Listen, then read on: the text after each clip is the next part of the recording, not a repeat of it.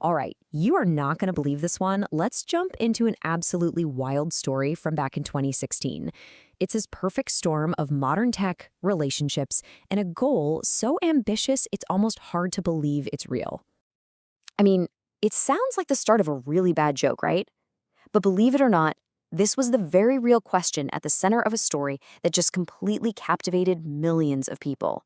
It's all about one woman who saw an opportunity where, let's be honest, nobody else was even looking. So it all started with this number, 20. A young Chinese woman who went by the name Xiaoli somehow got her hands on 20 brand new iPhone 7s. Now, these weren't for her to use or to show off. Nope. They were just the raw materials for a much, much bigger plan. Because with those 20 little phones, she was able to finance this. She took a pile of gadgets and turned it into a down payment on her very first house. From a tiny piece of tech that fits in your pocket to a literal home. The big question is, how on earth did she pull it off? Okay, so let's break down the mechanics of this unbelievable hustle.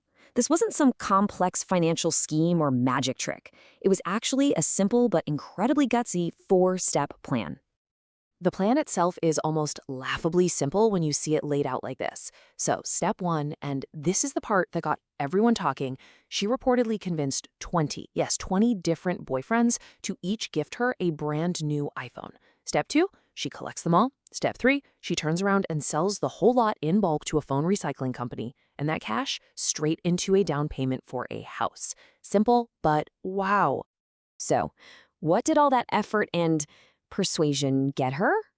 A pretty significant payout, 120,000 Chinese yuan. Now, back then, that was worth about 18,000 US dollars. That is a life-changing amount of money, and it was just enough to get her a foothold on the property ladder.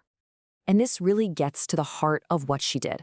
I mean, think about it. She took these items, these status symbols that are all about looking cool and having the latest thing, and she completely flipped the script. She turned them into something tangible, something real. Bricks, mortar, and most importantly, security. Now, a story this unique, this juicy, was never going to stay a secret for long, right? So let's look at how this private hustle exploded into a massive public debate pretty much overnight. It all kicked off with just one single post on Weibo, which is China's huge social media network. A blogger called Proud Xiaoba shared the story, and it just caught fire. The whole narrative was just too wild for people to ignore. It had everything. And you know how the internet works. Pretty soon, a hashtag popped up that just summed up the entire crazy story in a few words. Hashtag 20 mobiles for a house. It was simple, it was sticky, and it became the rallying cry that let this thing spread like absolute wildfire. And when I say it spread, I mean it spread. That one little hashtag ended up generating over 13 million mentions. Just let that number sink in for a second. This wasn't just some popular story anymore. This was a full-on cultural moment that it seemed like everyone was talking about. So as the story went global, so did the debate. And people had very strong feelings about what Xiaoli did. You were pretty much in one of two camps. She was either a brilliant hero or a manipulative villain. There was really no in between. So on one side, you had her admirers, people who thought, wow, this is genius. They saw her as incredibly resourceful, a symbol of survival in a tough world, someone who cleverly worked the system. But then you had the critics, who were saying, whoa, hold on. This is just manipulative. She was deceitful, and she totally exploited the trust of 20 people for her own gain. Just when everyone thought they had it all figured out, just when they'd picked their side in the debate, the story started to shift. It turned out that this simple viral tale of a scammer or a survivor, well, it was missing some really, really important context. So, let's peel back the layers and look at the facts that started to come out, because they really complicated the picture and gave this whole story a new level of depth. First up, a big dose of reality. The recycling company, a place called Bao, actually came forward and confirmed it. They said, yeah, we recently bought 20 iPhones from a single female client. Now, that didn't prove the whole 20 boyfriends part, but it did prove the core transaction was real. This wasn't just some made-up internet rumor. And then we started to learn more about Xiaoli herself. And this is where things get really interesting. She wasn't some wealthy socialite playing games. She came from a working-class background. And as the eldest daughter, she felt this immense pressure, this heavy responsibility to take care of her aging parents. So suddenly, her motivation didn't seem to be just about getting a house for herself.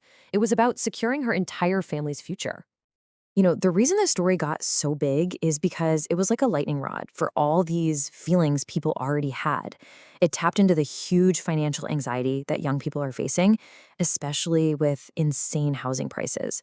It also shined a light on how modern dating and technology can kind of blur the lines of right and wrong. And at its core, it spoke to that universal human drive to find some stability in a really unstable world. So in the end, it almost doesn't matter what you label her. The iPhone sister, as she came to be known, struck a chord with millions. Her story, as extreme as it was a perfect reflection of the pressures and the anxieties that an entire generation was feeling. And that leaves us with this final big question. Is her story a cautionary tale about manipulation?